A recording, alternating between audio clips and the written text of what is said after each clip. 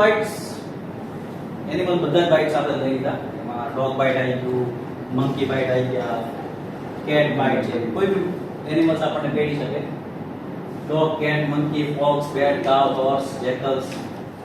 Byte marks હોય, puncture, શું હોય છે? તો બાઇટ માર્ક્સ છે પણ scrapes, skinning, moderate to severe bleeding, એટલે બ્લીડિંગ થતું હોય ભાગથી.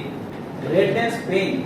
કરવાનું શું છે તમારે કે જે બી ભાગમાં કેડ્યું છે એ ભાગને તરત પાણીથી ફ્લશ કરી દેવાનું છે, ક્લીન વોટરથી.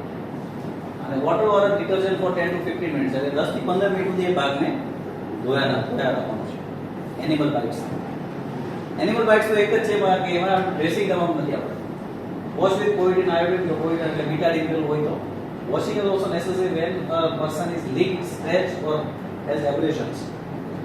એટલે ઘણી વખત ખાલી આપણે ઘણા બધા કહેતા છે ખાલી આ તો ખાલી દાંત તો સ્ક્રેચ પડ્યો છે તો બી આપણે 10-15 મિનિટ એને ધોયા કરવાનું સાબુથી.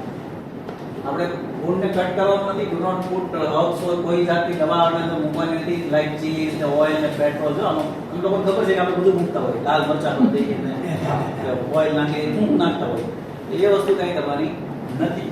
Cover the warned with a dry clean cloth or bandage.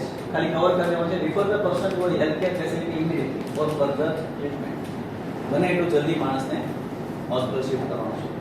ARV, anti rabies vaccine લેવાનું છે. એટલે આવે છે ને, આજે આપણી પાસે હડકવાનો કોઈ ઈલાજ નથી. આપણી પાસે બધો ઈલાજ છે પણ હડકવાનો ઈલાજ નથી. માણસને એક વાર હડકવા થઈ જાય તો માણસને બચાવી શકાતો નથી.